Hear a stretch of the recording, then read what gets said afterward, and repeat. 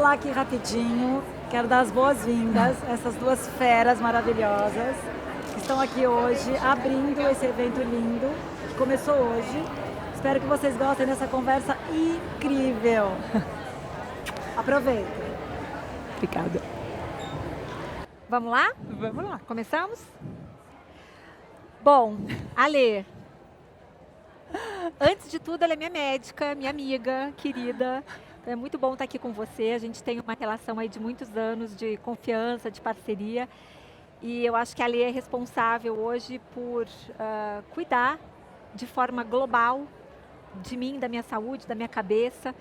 Foi a Alê que uma vez, quando eu fui lá, acho que a primeira ou segunda vez, ela faz todo aquele exame, pede todos os exames que pra gente fazer, faz aquela conversa gostosa. E depois me perguntou assim, tá, o que você está fazendo para gerenciar o seu estresse? Ali ela me ganhou, porque eu olhei para ela e falei, ops, nada. E aí, enfim, ela introduziu uma série de inovações na minha vida que me fazem muito bem. E acho que se a gente está aqui hoje é porque deu certo. Então, queria começar pedindo para você se apresentar. Acho que você é uma pessoa muito capacitada, com muitos congressos aí nas costas. Você está sempre viajando, você está sempre participando de vários estudos. E acho que isso faz de você, né, uma pessoa muito antenada e muito conectada com o que está acontecendo em termos de mais inovador, né, na medicina e na ciência hoje. Na verdade, isso é uma das coisas que eu mais gosto em você. Então, eu queria te dar esse tempo para você falar um pouco de como você se atualiza, como você está sempre na vanguarda do que está acontecendo em termos de envelhecimento, de longevidade. Eu acho que uma coisa importante, né, Dé? Primeiro, eu também tenho que confessar que eu sou apaixonada por você como pessoa e que é uma honra cuidar de você, porque eu acho que a gente tem muita sintonia no que a gente acredita e no que nos move. Que né? bom. Então, eu acho que um pouco vou para 33 anos de formada, então Uau. eu sempre tive uma curiosidade voraz, né, de aprender, de entender, e também uma certa inquietação com uma medicina que era muito mais curativa, que sempre foi a medicina que eu aprendi na faculdade. Então, você tem o sintoma de ardor para fazer xixi, você está sentindo cansaço, a gente pede um exame de urina e trata a infecção urinária. Mas cada vez mais no mundo que a gente vive, o que acontece é que a gente está exposto a substâncias tóxicas invisíveis, a gente está exposto a uma gangorra emocional gigante e agora a gente está exposto a tudo isso por muito mais tempo. Né? Então, eu sempre vou para congressos. Nos últimos anos, o que realmente fez muita diferença na minha vida, eu comecei a entender que eu trabalho num método sem perceber, foi se criando isso no dia a dia com vocês, aprendendo com vocês. Então, quando eu olho para alguém que eu quero cuidar, eu sempre penso, como é que está a parte neurocognitiva? Essa pessoa está conseguindo desempenhar suas funções intelectuais? A saúde mental, emocional está boa? Porque isso tem um impacto gigante no físico. Aí vem todo o lado hormonal. Então, se os hormônios estiverem desequilibrados, a gente também tem um impasse para cuidar. E a doença metabólica, que é diabetes, é obesidade, é hipertensão. E isso tudo são as causas das doenças crônicas conforme a gente vai ficando mais velho. O que é? Diabetes. Do que as pessoas morrem? Por que elas sofrem de doenças? É diabetes, obesidade, demência de Alzheimer, os cânceres e as coisas que te tiram a mobilidade. Né? Que isso é outra coisa muito complicada. Então, na realidade, esse método que eu chamo de neurometabólico hormonal, ele me leva a ter um olhar onde espiritualidade conta, um olhar global, né? Os hobbies contam. Sim.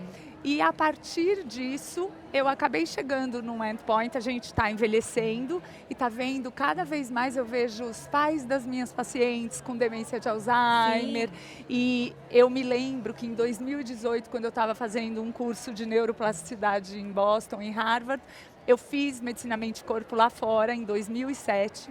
Então eu procuro ir para fora, mas eu faço muito o que eu chamo que é meu beabá, que é a endocrinologia, né, e a clínica geral.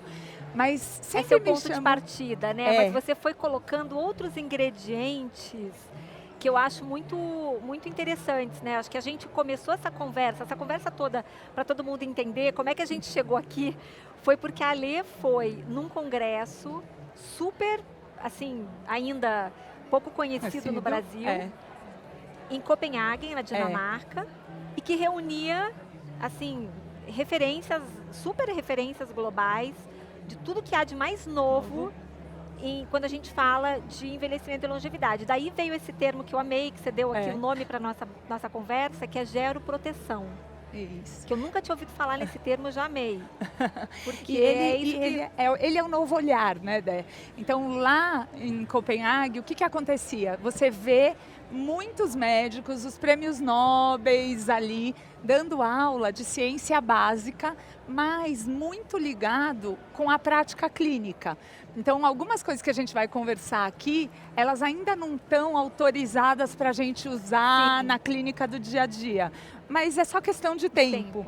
E uma das coisas, eu me lembro, a Andrea você estava num SX. Eu estava no AI for Good em Geneve, que é também um congresso de inteligência artificial em Geneve, que eu vou todo ano. E lá eu vi a palestra do David Sinclair, que escreveu Lifespan, que é um livro também considerado meio bíblia, né, do envelhecimento e tal. E ele levou um outro médico que você conhecia, e eu falei, eles estão fazendo um congresso daqui a um mês em Copenhague, vou comprar passagem, né? Aí quando eu olhei, na verdade, o que é o mais interessante? Existe uma conexão em tudo que está acontecendo dentro da medicina, e na medicina de estilo de vida, com a aceleração pela AI. Então, a Insilico Medicine, que foi quem você me mostrou, o Alex, ele é um empresário, na verdade, do Vale do Silício, que está acelerando muito o desenvolvimento dos estudos, trazendo para a prática clínica. Então, medicamentos que iam demorar 20 anos para ser descobertos e estudados, ele está diminuindo para 5 anos.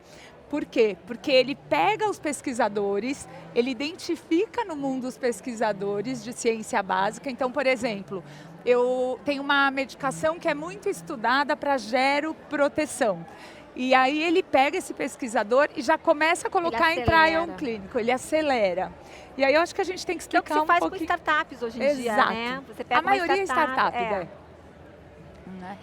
Explica esse conceito da geroproteção pra gente, Alê. Fala um pouco disso. Então, lá foi a primeira vez que eu ouvi. A gente escuta muito longevidade, só que longevidade, infelizmente, está um termo muito desgastado e tem um certo rumor de, eu vou usar uma palavra feia, mas de picaretagem, né?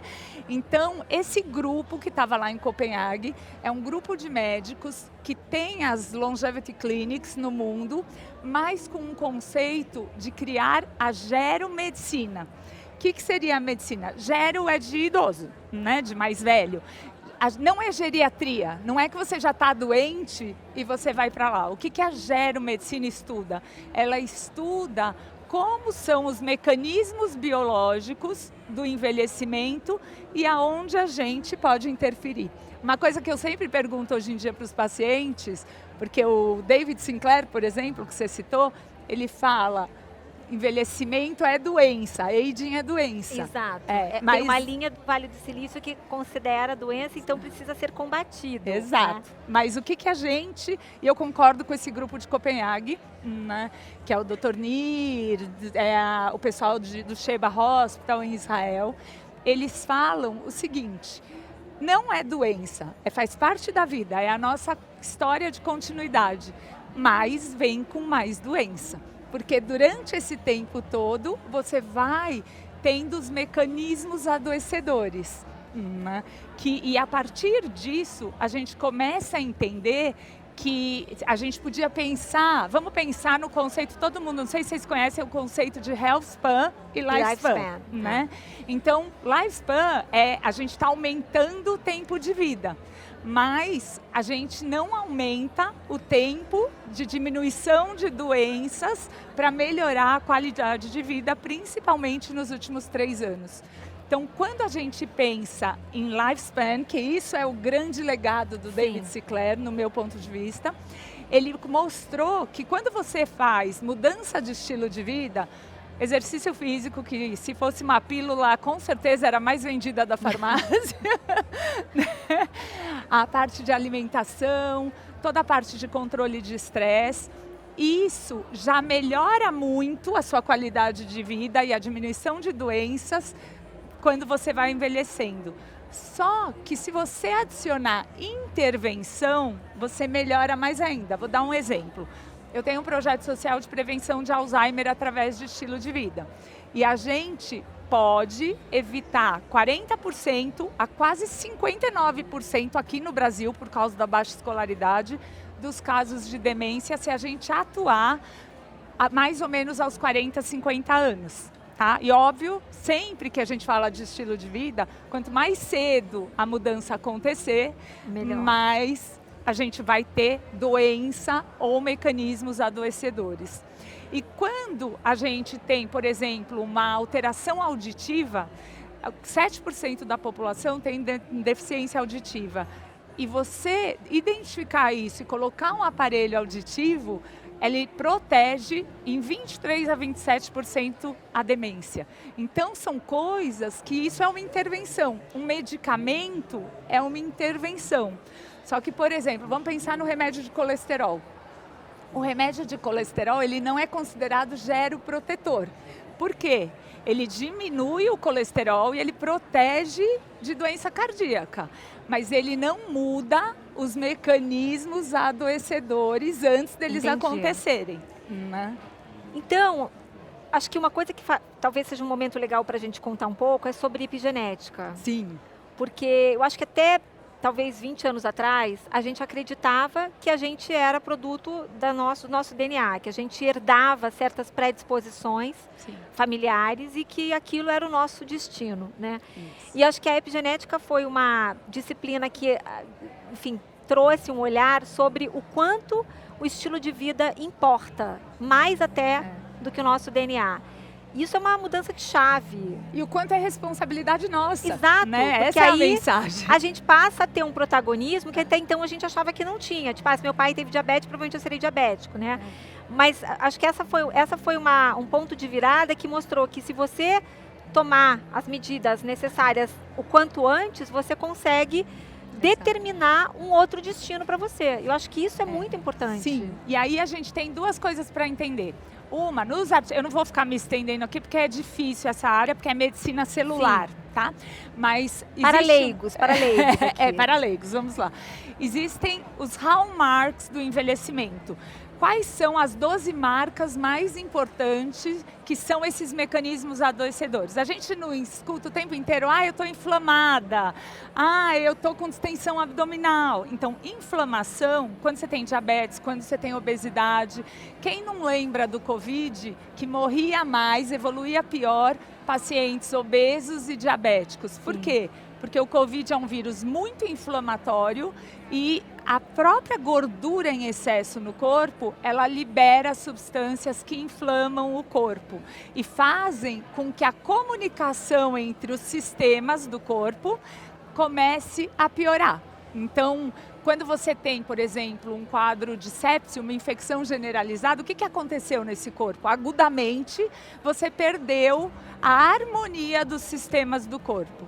O que vai acontecendo é que a gente tem que lembrar que envelhecimento não é um momento, é um processo longo, é uma jornada, né?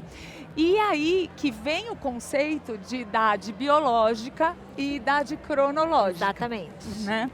Acho Então, esse tema fascinante. Isso é demais. Então, você pode pegar, quem aqui não conhece, duas pessoas de 70 anos, uma parece que tem 40 e a outra parece que tem 95. Exato. Então, isso é o conceito, é como você funciona. Então, cronologicamente, a gente conta o quê? A gente conta o tempo. Você nasceu no dia tal, começamos a contar suas horas de vida. quando a gente fala de idade biológica, a gente vai começar a contar como é que está a idade, entre aspas, dos órgãos e a sua idade funcional. Então, eu tenho capacidade cardiorrespiratória super boa, então eu tenho uma idade de 45, por exemplo, pelo meu VO2 máximo, eu vou explicar um pouquinho isso, eu tenho uma idade de 45 anos, eu tenho 55. Né? Então, isso é uma coisa que a gente treina, literalmente a gente consegue constrói. reduzir a sua idade biológica? Consegue. Porque eu me lembro, por exemplo, eu tô vendo que você tá de Oura. Alguém aqui mais tem Oura? Ring. Então, o Oura passou a dizer quanto você tá em relação à sua idade biológica, né? E aí, o que acontece? Por que ele passou a dizer? Porque ele mede parâmetros, por exemplo, quando você usa Oura, você consegue ver o HRV, que é a variabilidade da frequência cardíaca. Se eu sou uma pessoa super estressada, se eu não faço atividade física, eu tenho um HRV que ele se adapta pouco ao estresse. Se não, eu sou resiliente. Não é que o estresse não acontece, o estresse acontece. Sim, mas eu lido melhor.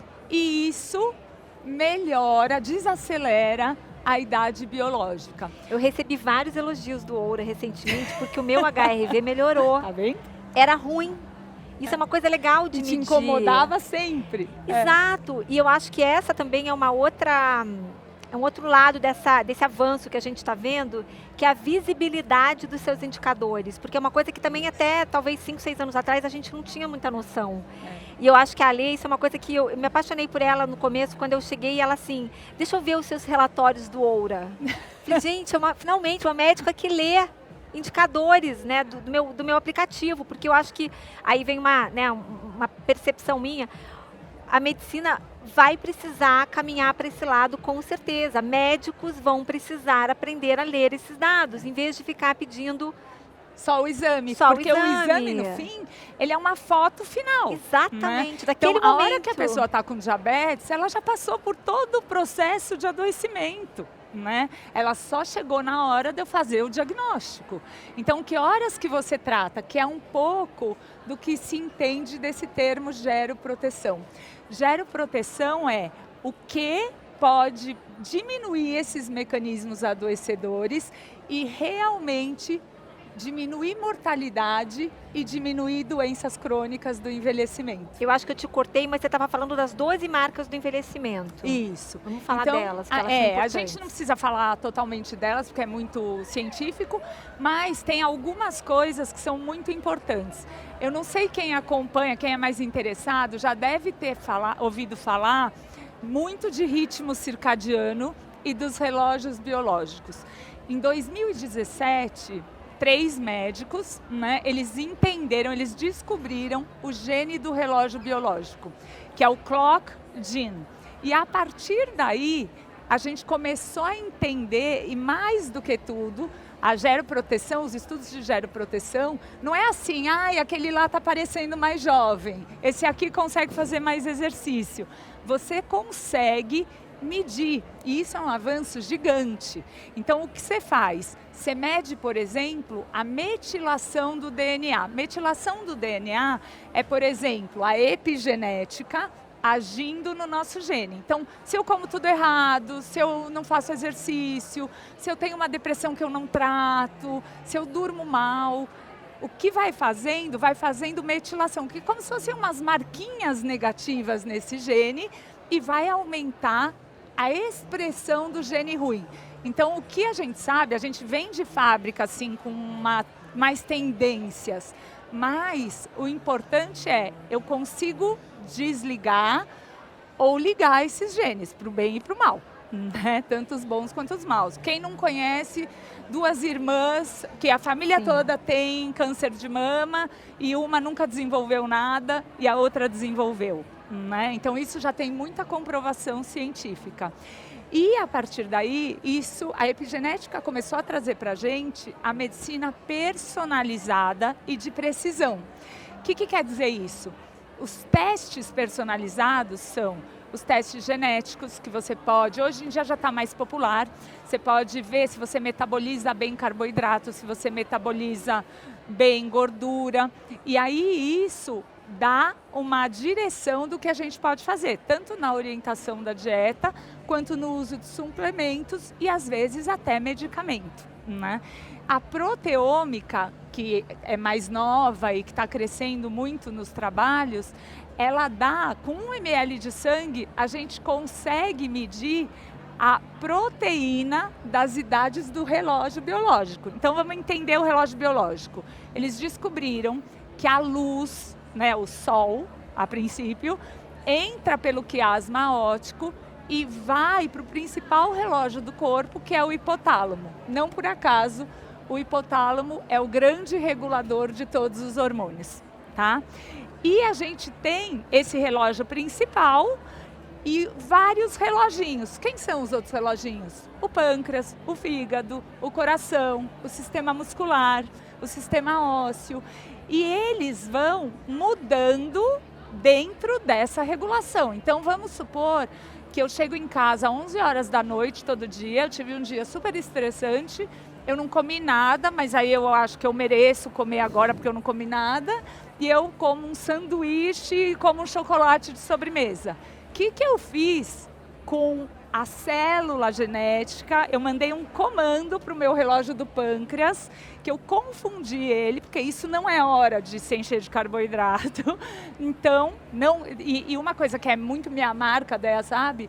Eu detesto rigidez. Eu acho que a gente não pode ficar seguindo os estudos e é isso, é isso, é isso. Eu acho Até que a gente porque só as aumenta coisas a mudam saúde muito mental. e as coisas têm mudado. A gente fica um pouco do lado de cá, a gente fica um pouco perdido às vezes, porque as ondas vêm. Agora é bom comer proteína, de repente não é mais tão bom comer só proteína. E a gente fica às vezes sem conseguir nem acompanhar essas mudanças todas. E até isso é um bom gancho para você falar, que, por exemplo, hoje, se você for olhar as dietas que mais melhoram a longevidade, e isso é a única coisa que tem comprovação de fato em humano, né? É que restrição calórica, não precisa ser super importante, mas restrição calórica, e tem uma correlação com dietas veganas de aumento de longevidade com a mediterrânea, que é clássica. A restrição calórica, o que ela faz? E por isso que o jejum intermitente também ganha muito espaço. Ela faz autofagia. Ela come célula que não presta do nosso corpo. Então diminui doenças autoimunes e diminui câncer. Tá? Então, comer demais ativa todos os mecanismos de inflamação, que é outra hallmark. Ativa a resistência insulínica. Então, você guarda muito mais tudo que você come e com os picos glicêmicos, você começa a perceber cansaço, fadiga. Quem não come uma feijoadona na hora do almoço consegue trabalhar meia hora depois, né? Porque realmente você muda todo o sintoma. E as outras mudanças, as outras marcas, são principalmente em DNA e em senescência celular. Existe sim um envelhecimento de célula, principalmente no sistema imunológico. Por isso que a gente aumenta a vacina para idoso, por isso que sempre o cuidado é muito maior numa pneumonia, se for alguém mais velho, né? Porque as células imunológicas deles têm uma resposta muito pior, né? Eu queria entrar num assunto aqui que eu acho que vai despertar o interesse de muita gente aqui, porque é um assunto meio polêmico. Vamos falar de GLP-1. Vamos. GLP-1 são todas essas drogas. As canetas. As canetas, que a gente não gosta, mas o nome técnico tá certo, falar tá GLP-1. Certo. Análogo né? de GLP-1. Análogo de GLP-1. E eu acho que é um tema super polêmico e eu vou dar um testemunho pessoal. Eu entrei na menopausa junto com a pandemia. Tempestade perfeita, né? Porque aí a gente estava tomando vinho todo dia, comendo chocolate toda noite, pedindo, foi a época do pico do iFood, do Rappi, a gente estava ali se sentindo, né, super vítima do mundo, vítima das circunstâncias, então vamos pedir um sorvete no Rappi para poder afogar as mágoas. E eu ganhei, acho que uns 8 quilos nessa fase, mais ou menos, e fui na doutora Lê com, sei lá, 48, me queixar que eu não estava conseguindo emagrecer com as dietas que eu fazia normalmente. Eu sempre tive tendência, nunca fui gorda, mas sempre tive tendência para engordar, de família, e já tinha tentado cetogênica, jejum intermitente, you name it, tipo todas, assim. E não mexia o ponteiro. Aí ela falou assim, Déia, acho que está na hora de entrar com GLP-1. E eu, remédio? Não, acho que não. Sou uma pessoa que não gosta de tomar remédio para nada. Eu sou bem natural para as coisas, acho melhor não. E ela falou assim, não, mas pesquisa, você vai ver, é uma outra era. E essa frase dela ficou comigo. Ela falou, uma nova era. E aí eu fui, bom, trabalho com inovação, trabalho com isso, eu mergulhei nos assuntos, não foi por falta de confiança, mas eu fui fazer o meu dever de casa, eu resisti muito, eu fui fazer meu dever de casa, e de fato, lá em 2022, quando eu comecei, eu entendi que a gente estava entrando realmente numa nova era. Né, o primeiro Ozempic foi um novo paradigma, e eu não acho que todo mundo entendeu isso.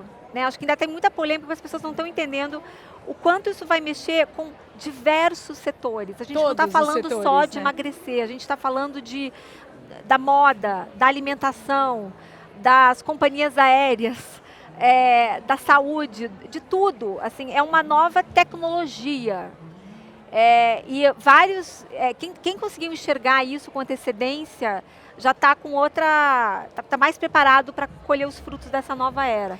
Eu queria ouvir você falar um pouco sobre isso, Ale. Eu acho o seguinte, eu acho que aqui tem alguns recados importantes que a gente tem que dar, tá? A Déia deu o exemplo perfeito. Eu trabalho muito com menopausa, né? Eu comecei na vida, minha tese de doutorado foi TPM grave, estudo genético de serotonina, mas eu fui ficando mais velha com as minhas pacientes e também fui indo para a conexão hormonal junto aí com a parte metabólica. E o que acontece, eu acho que tem um super uso, tá? Mas, por outro lado, a menopausa é um mundo perfeito de desregulação do metabolismo. E uma coisa que eu vi nesse congresso, que eu fiquei encantada, eu estou indo para Israel por causa desse médico e de uma outra, eles simplesmente... Aí você perguntou como eu estudo assim, aí eu fico muito enlouquecida e eu vou para lá. Hiperfoco.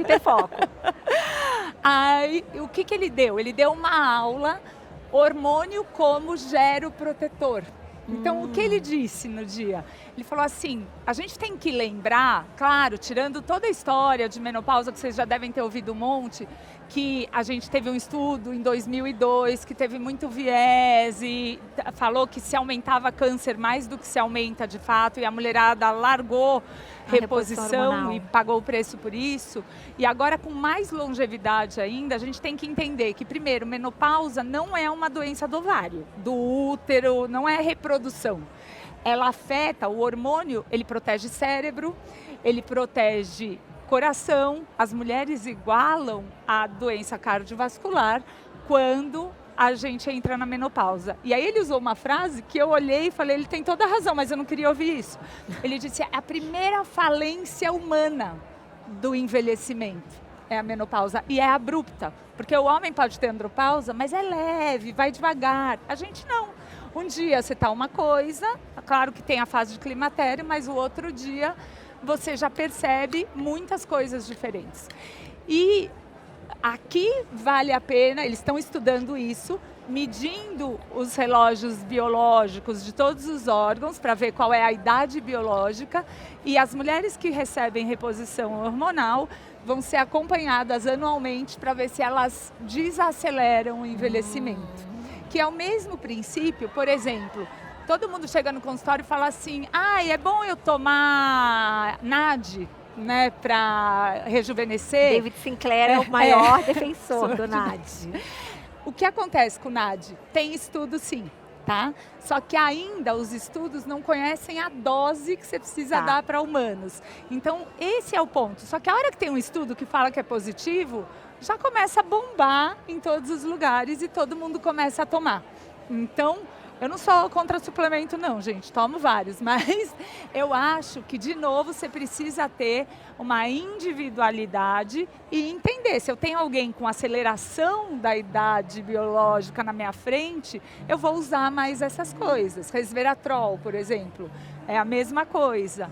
E tem um estudo muito grande com metformina, e eu vou chegar onde você quer chegar, que a metformina tem mais de 60 anos, é o Glifage, para quem já ouviu falar. A gente sempre tem alguém na família. Um dos primeiros, assim. É o remédio mais antigo da endocrinologia. Ele diminui a inflamação, ele diminui a resistência insulínica e ele melhora algumas das marcas do envelhecimento. ele já está comprovado, tem um estudo gigante sendo realizado, que ele desacelera a idade biológica. Uau! Então, o que a gente está falando? É claro que você não vai dar para uma pessoa de 40 anos e que está bem na sua frente e tudo. Mas, aí vem um paralelo com os GLP-1s. Como o GLP-1, fora emagrecer, ele mexe, ele controla compulsões, ele diminui risco cardiovascular, ele melhora muitas vezes a parte renal. Então a gente tem benefícios outros que Até a não apneia. são. Exato. Até a apneia hoje. Até a apneia. A apneia do sono está provado para isso. Está provado que Então, ele resolve. o que acaba... Mas percebe que são doenças relacionadas à Sim. obesidade, às coisas que a gente faz na vida moderna. O último congresso de oncologia, eles mostraram 3 estudos grandes que diminui 23% dos cânceres relacionados à obesidade. Uau. Mama, intestino, esôfago e por aí vai.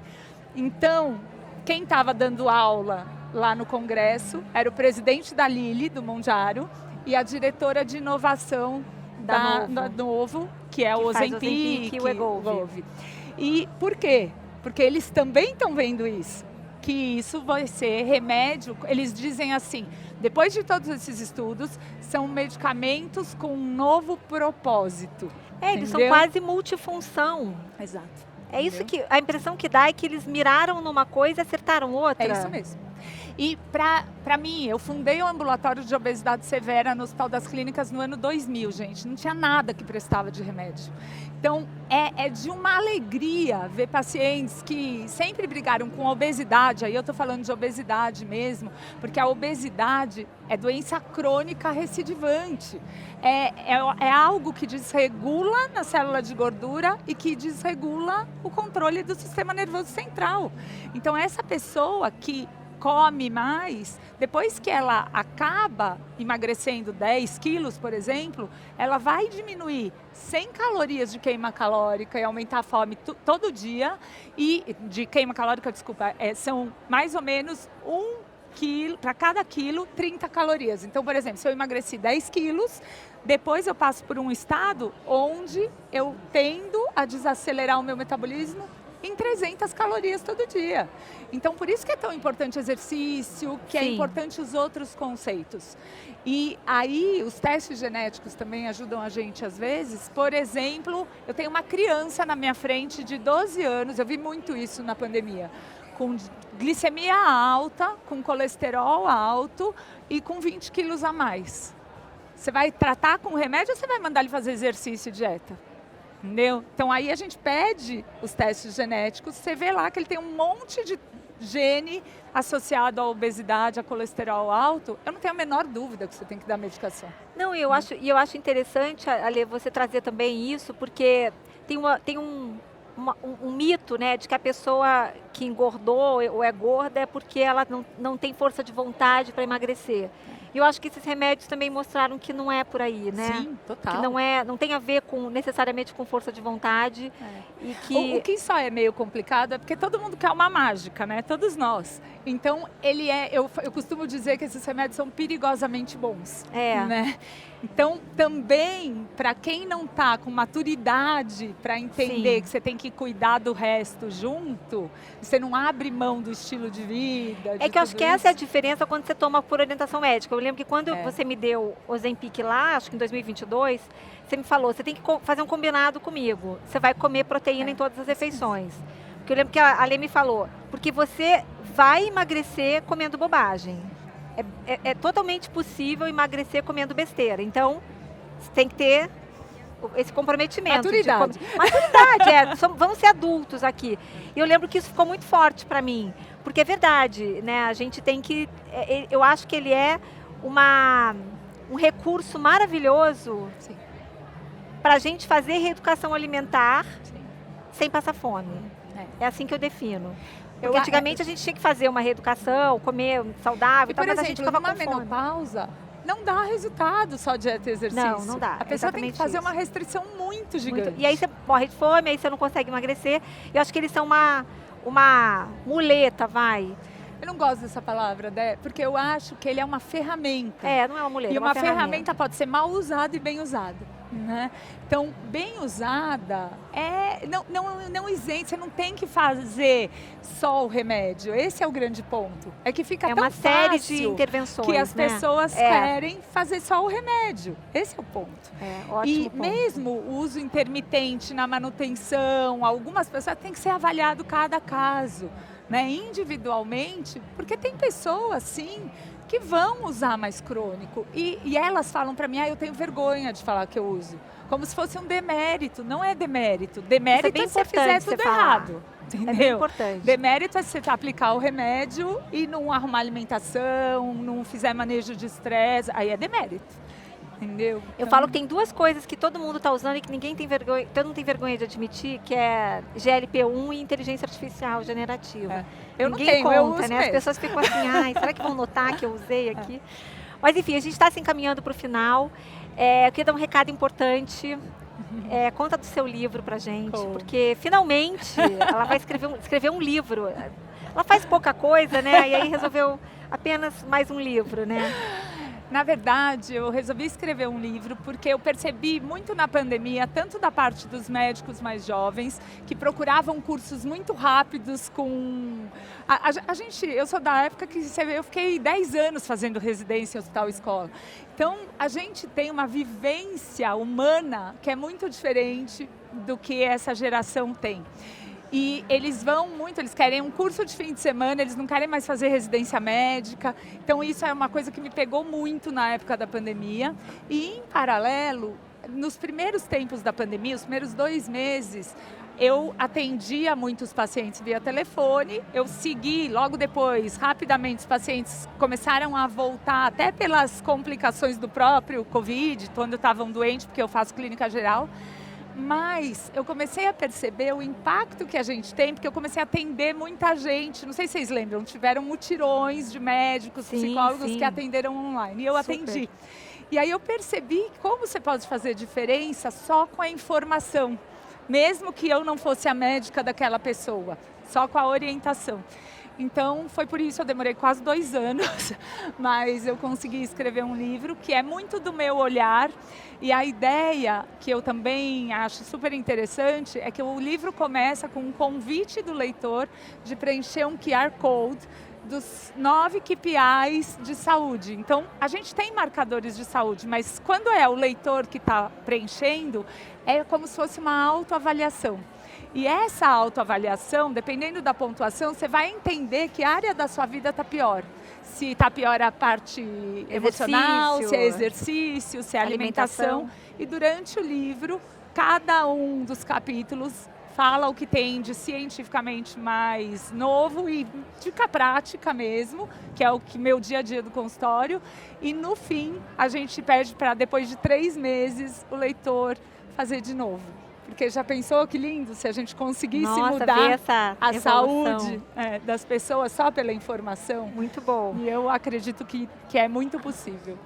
E aproveitando esse assunto, se você fosse dar 3 dicas para a gente aqui, para a gente levar para casa hoje, o que você recomenda como sendo assim, top 3 prioridades para a gente investir nessa geroproteção, ou nesse envelhecimento saudável e com qualidade de vida que a gente quer ter?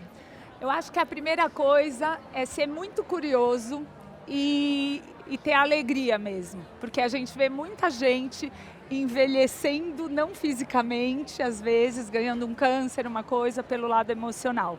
Então, seja curiosa, procure as coisas, porque isso também bate no gene. Tem uma outra médica, que é a Elizabeth Blackberry, que ela ganhou um Nobel também, e ela fala, as nossas células escutam os nossos pensamentos. Olha que legal.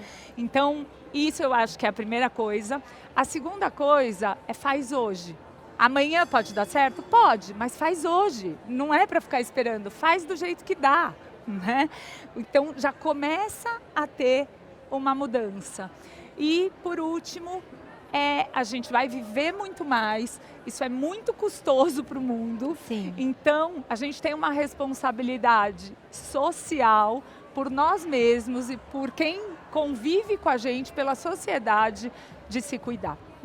Eu acho que Muito legal esse conceito da autorresponsabilidade, né? Muito bacana fazer esse alerta, até porque a população como um todo está envelhecendo, essa conta vai chegar, né? E a gente não sabe direito como o mundo vai lidar com isso. Eu assisto isso. As pessoas param de trabalhar para cuidar dos pais, né? Então o governo não vai ter condições. E até eu tinha um capítulo de saúde financeira no livro. No fim eu tirei, porque eu não me considero expert suficiente para fazer isso. Mas dentro da ciência dos hábitos no livro, eu incluí que uma coisa que tem que ser hábito é guardar dinheiro, gente. Porque a gente não sabe quanto tempo a gente vai viver. O mundo, esse conceito de aposentadoria foi criado para um lifespan muito mais curto, né? E até, por exemplo, o que a gente assiste nos convênios? Eu tenho um monte de paciente que hoje tem 70, 80 anos, teve convênios ótimos a vida inteira e agora não tem dinheiro para pagar. Né? Então, eu acho que isso é um alerta muito importante para que a gente vai ter muita coisa. A ciência está evoluindo, vai ter muita coisa para melhorar a qualidade de vida, mas a gente tem que lembrar que isso vai custar. Né? É isso, me sinto super privilegiada de ser sua paciente, poder estar aqui fazendo esse papo com você. Sigam a Lê nas redes, ela dá muita dica bacana. Sigam a Oxygen também, me sigam, a gente fala sempre sobre esse assunto. É maravilhosa mesmo. De longevidade, é um tema que deve estar nos impactando nessa fase com nossos pais, sogros, familiares e vai chegar pra gente também.